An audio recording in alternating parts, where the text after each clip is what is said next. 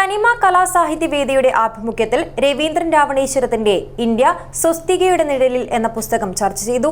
Kasaragod dialogue സെന്ററിൽ സംഘടിപ്പിച്ച പരിപാടി മുസ്ലിം ലീഗ് ജില്ലാ ജനറൽ സെക്രട്ടറി എ അബ്ദുറഹ്മാൻ ഉദ്ഘാടനം ചെയ്തു. Beautiful and excellent quality furnitures are giving pride to every home. Tamam Furniture World, most popular furniture brand in Kerala and Karnataka. Tamam Furniture World, Uppala, Bandiyod, Udyavar, now at Mangalore. കാസർഗോഡിന്റെ സായാഹ്നത്തിന് സാഹിത്യ നിറവേകി തനിമ കലാസാഹിത്യവേദിയുടെ ആഭിമുഖ്യത്തിൽ Raveendran രാവണേശ്വരത്തിന്റെ India സ്വസ്തികയുടെ നിഴലിൽ എന്ന പുസ്തകം ചർച്ച ചെയ്തു. Kasaragod dialogue സെന്ററിൽ നടന്ന പുസ്തക ചർച്ചയിൽ എഴുത്തുകാരും സാഹിത്യ സ്നേഹികളും ഉൾപ്പെടെ നിരവധി പേർ പങ്കെടുത്തു.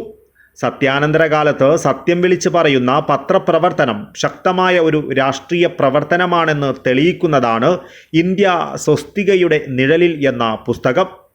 കുറെ ചരിത്ര സത്യങ്ങളെ വെളിപ്പെടുത്തുന്ന ബൃഹത്തായ ഈ പുസ്തകത്തെക്കുറിച്ച് വിശദമായ ചർച്ച തന്നെ നടന്നു.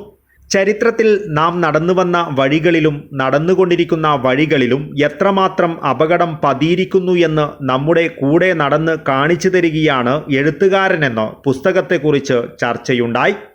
മുസ്ലിം ലീഗ് ജില്ലാ ജനറൽ സെക്രട്ടറി എ അബ്ദുറഹ്മാൻ പുസ്തക ചർച്ച ഉദ്ഘാടനം ചെയ്തു. ഇങ്ങനെ ഒരു പുസ്തകമില്ല രവീന്ദ്രനെ പ്രേരിപ്പിച്ച എഴുത്തുകാരൻ എന്നാണെങ്കിൽ പോലും തീർച്ചയായും ഒരു പൊതുപ്രവർത്തകൻ എന്ന രീതിയിൽ അങ്ങനെ എല്ലാവരെയും സാക്ഷി നിർത്തിക്കൊണ്ട് എൻ്റെ പ്രിയപ്പെട്ട സുഹൃത്തിനെ ഞാനൊരു ബിഗ് സല്യൂട്ട് നൽകാൻ ആഗ്രഹിക്കുകയാണ്. അഷ്റഫ് അലി ചേരങ്കൈ അധ്യക്ഷത വഹിച്ചു.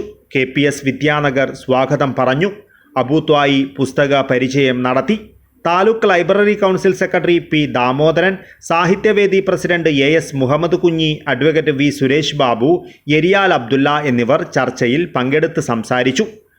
Advocate VM Muneer, Madhu S Nair, MA Najeeb, doctor K Chandran, BK Muhammad Kunhi, Salam ചൗക്കി, KB അബൂബക്കർ, ഷാഫി സിദ്ദക്കട്ട, ശശി SKT, സലീം സന്ദേശം, രവീന്ദ്രൻ പാടി, റഹീം തെരുവത്ത്, അബ്ദുൽ ലത്തീഫ് കുന്നിൽ, അബ്ദുല്ല, അച്ചു കാസർഗോഡ്, ബഷീർ കൊല്ലമ്പാടി തുടങ്ങിയവരടങ്ങുന്ന വലിയൊരു സാംസ്കാരിക സദസ്സ് തന്നെ പുസ്തക ചർച്ചയ്ക്ക് സാക്ഷ്യം വഹിച്ചു.